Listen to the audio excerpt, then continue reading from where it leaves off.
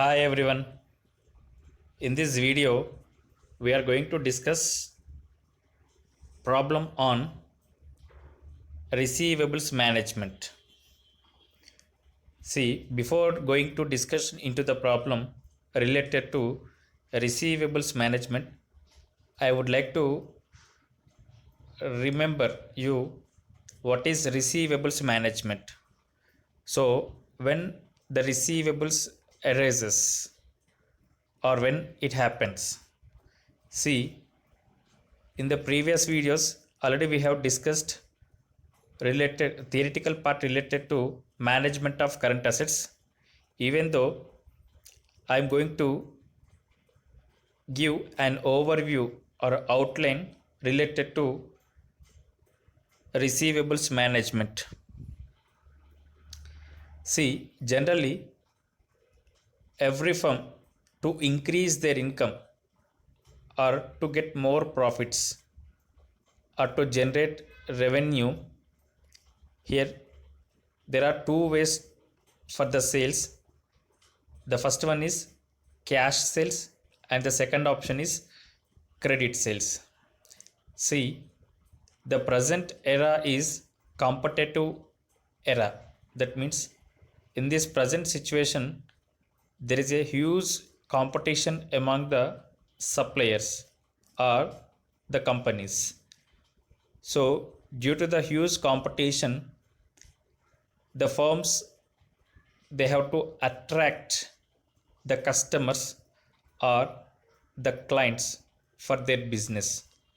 So to attract customers, here there is a necessary to provide goods and services to their customers on credit basis instead of cash basis. Most of the firms nowadays, they are making sales on the basis of credit sales to give an advantage to their customers. So here, if there are cash sales, no need to worry about the collection of cash because the cash will be collected immediately. But in case of credit sales, here the cash will be collected at the end of the credit period which is allowed by supplier. So here, that is why the reason management or receivables management plays a key role in the organization. Because if you don't give credit option, then the customers will not come to our organization. If you give lengthy credit option, then there may be a lot of chances for the losses of bad debts. So to make the balance between credit policy and credit period length, to make balance these two, here a financial manager should have to make a balancing between credit policy as well as credit period. So here,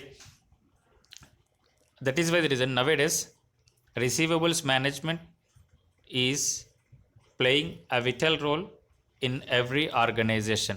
So receivables are also known as accounts receivables, trade receivables, customer receivables, or book debts. So here the main purpose of receivables is here achieving growth in sales, so to increase their sales. And the second one is achieving growth in profits, so to increase their profits. See, generally if the sales are increases, automatically the profits also will be increases. And the last one, that is to meet the competition in the market. So to beat the competition or to meet the competition in the market, see here receivables are very important. Now we'll discuss a simple problem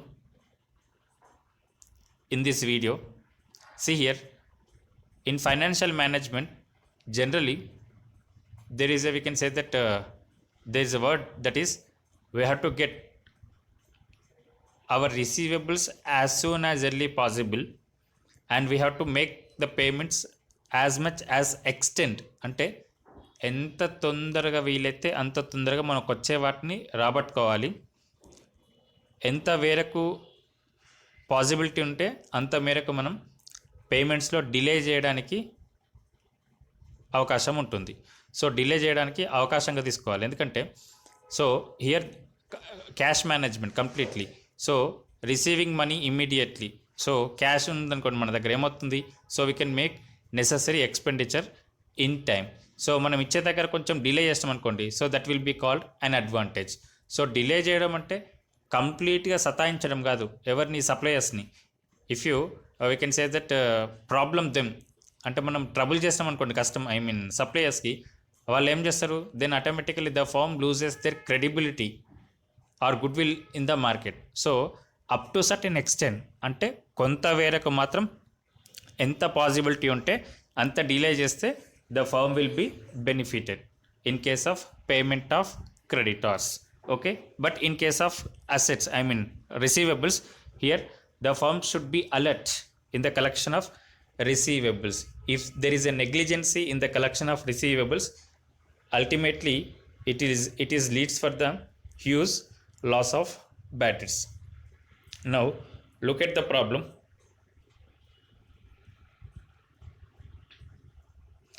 Here calculate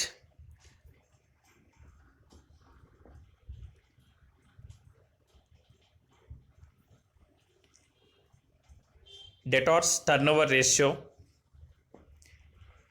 average collection period from the following information. Cash sales during the year 1,50,000, credit sales during the year 2,70,000, return inwards rupees 20,000. Return inwards ante sales returns.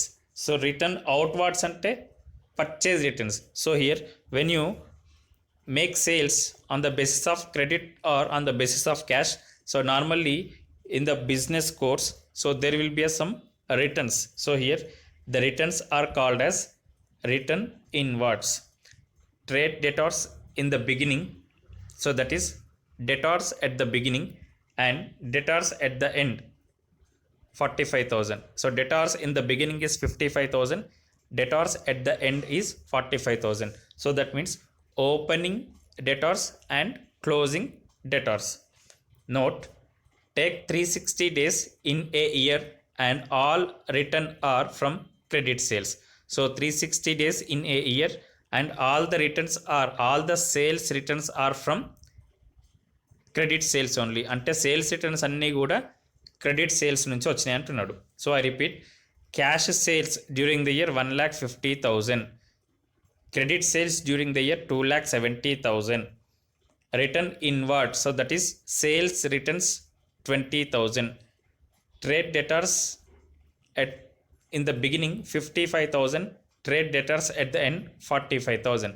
See, in this given problem, actually for the calculation of debtors turnover ratio and average collection period, so here only we need the information related to credit sales. But in this given problem, to make us confusion, the cash sales are also given. So cash sales were also given to make us confusion. So మనల్ని confuse చేయడానికి cash sales ఇచ్చిండు, credit sales ఇచ్చిండు. But only we have to take into the consideration of credit sales because we are calculating the turnover ratio related to debtors.